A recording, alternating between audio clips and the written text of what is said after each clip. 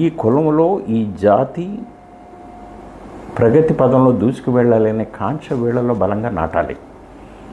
అలా నాటే దిశగా రేపు ప్రయత్నం చేయాలని ఒక సంఘాలన్నీ కలిసి ఐక్యంగా ముందుకెళ్తేనే ఇది సాధ్యమయ్యే అంతే. 3000 ఇప్పుడు 3000 సంఘాలు కలిసి ముందుకు తీసుకువెళ్ళగలిగితేనే ఈ జాతి ముందుకు వెళుతుంది. లేకపోతే ఎవరికి ఇష్టం వచ్చినట్టు విస్తరించేసినట్టు ఎవరికి కావాల్సిన ముక్కని ఈ జాతి నుంచి పట్టుకుపోతారు. క్రమేణా సీట్లు తగ్గే అవకాశాలు ఉన్నాయి భవిష్యత్తులో, ఇంకా తగ్గించేస్తారు. ముందు భవిష్యత్తులో ఏంటంటే వీళ్ళు తెలుసుకోవట్లేదు. ఈ విధంగా ఉంటే కాపులకి ఇంకా ఎక్కడ పడితే ఎక్కడ తొక్కేస్తారు. కాపుల్ని నిర్వీర్యం చేసేస్తారు రాజకీయంగా ఈ రాష్ట్రంలో. ఇది కావాలని ఇంటెన్షనల్గా చేసే కార్యక్రమే తప్ప మరొకటి కాదు. అన్ని రాజకీయ పక్షాలు. ఎందుకంటే మా దురదృష్టం ఏంటో, మమ్మల్ని చూస్తేనే వీళ్ళు ఏదో పామును చూసినట్టు భయపడతారు, కానీ బాబాని కౌలించుకుంటారు. కానీ చాలా చక్కగా బ్యాక్ స్టాబింగ్ చాలా చక్కగా చేస్తారు. ఇక్కడ మాలో ఉన్నటువంటి ఫైర్ కానీ, మాలో ఉన్న ఆలోచన శక్తి కానీ, మాలో ఉన్న దానగుణం కానీ మీరు ఏ జాతిలో కూడా చూడలేరు. మేము తినే పావు కేజీ మాంసానికి 10 కేజీల మాంసం కొంటాం, ఆ వీధులందరికీ పంచుతాం. అటువంటి దానగుణం, అటువంటి ఆస్తులన్నీ కూడా ప్రతి కుటుంబంలో కూడా, పెద్ద కాపుల కుటుంబంలో ప్రతి ఒక్క చోట కూడా చూసుకోండి, కాపులందరూ కూడా వాళ్ళ ఆస్తులన్నీ ప్రజలకు పెట్టడంతోనే కరిగించుకున్నారు. కానీ ఇందులో ఎవడి కూడా వ్యసనాల వలన పాడైపోయినాడు ఎవడో ఉండడు. అది మీరు చెప్పేదంతా పాత తరం అండి. అంటే ఆ తరహా ఉన్న ఏ జాతిలో ఉన్నప్పటికీ కూడా ఇప్పుడు ప్రధానంగా ఆర్థికంగా స్తోమత లేకపోతే ఖచ్చితంగా సీట్లు వచ్చే అవకాశాలు కార్పొరేటర్ స్థాయి నుంచి లేకపోతే వార్డు మెంబర్ నుంచి ఎంపీ దాకా లేవు.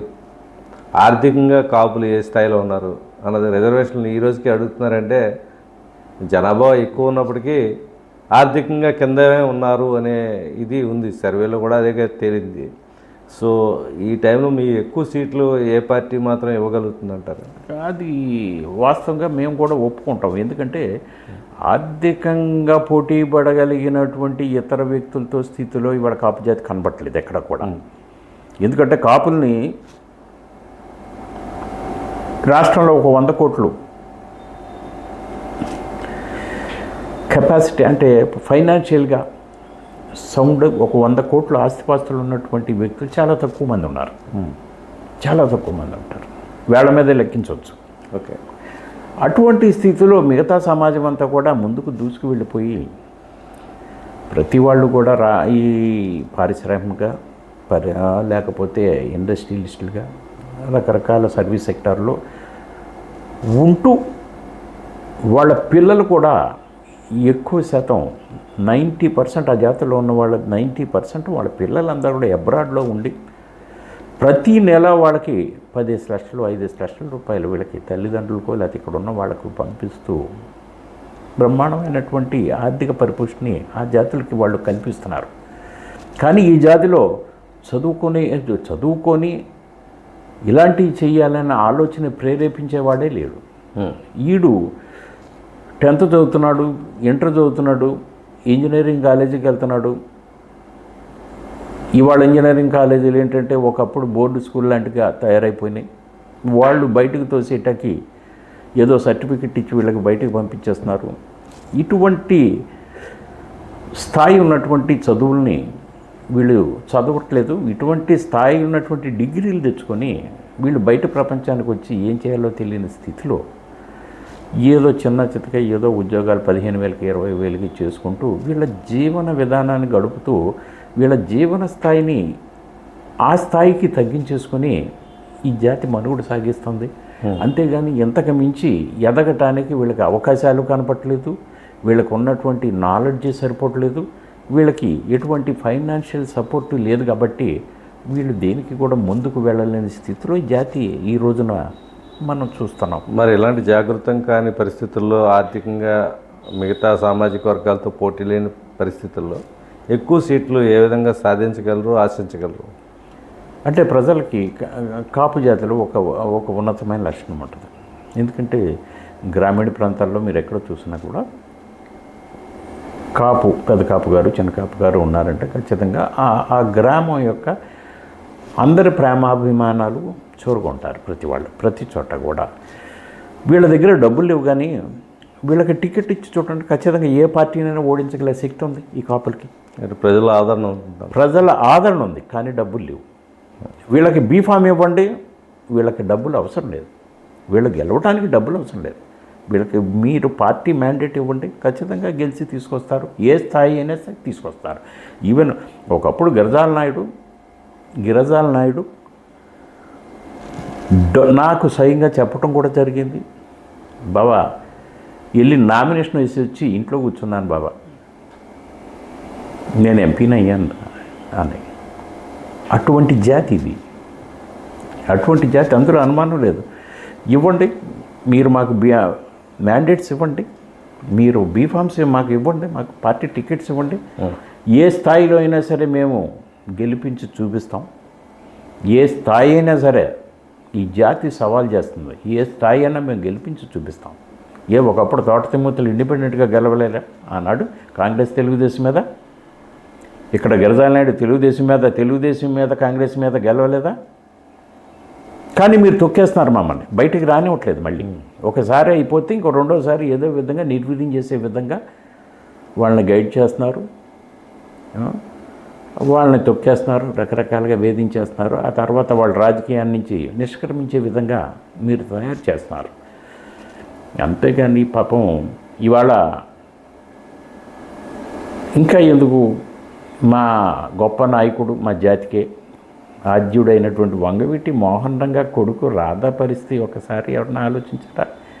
అన్ని పార్టీలు ఎలక్షన్ వచ్చేటప్పటికి వాడుకోవటం, మా పార్టీలో రమ్మని తీసుకెళ్ళటం రాదని, అక్కడి నుంచి పక్కన కూర్చోబెడతాం, రకరకాలుగా అదంటాం ఇదంటాం, చివరికి ఉత్తి చేతులు చూపించి అలాగా నిర్వీర్యం చేస్తూ ఈ 15 సంవత్సరాల నుంచి మనం చూస్తున్నాం ఇవన్నీ కూడా. ఈ జాతిని మరి ఈ జాతి అంతా కూడా తెలుసుకోవాలి, మనం ఈ విధంగా అవుతున్నాం. కానీ ఇటువంటి జాతిలో కూడా పౌరుషం కొంత రగిలించవలసిన అవసరం ఉంది. మనం ఈ పార్టీలు ఇలా చేస్తున్నాయి కాబట్టి ఎక్కడికక్కడ మనం ఈ జాతి దీని యొక్క బలం చూపించాలంటే ఇండిపెండెంట్గా వేసేయాలి ప్రతి చోట కూడా. మనం గెలవకపోయినా ఇంకొకడు పోతాడు మన వలన, అప్పుడు కానీ ఈ పార్టీలకి బుద్ధి రాదు. ఎందుకంటే ఖచ్చితంగా అది ఒక మంచి ఆలోచన.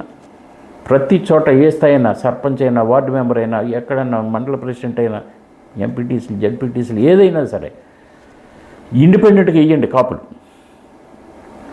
మీకు డబ్బు లేకపోతే డబ్బున్న మాలాంటి వాళ్ళని వచ్చి ఎంతో కొంత సాయం చేస్తాం ఎక్కడో చోట మీ అందరికీ. ఇండిపెండెంట్గా వేయండి, మీరు గెలవక్కర్లేదు, ఇంకొకరిని ఓడించండి.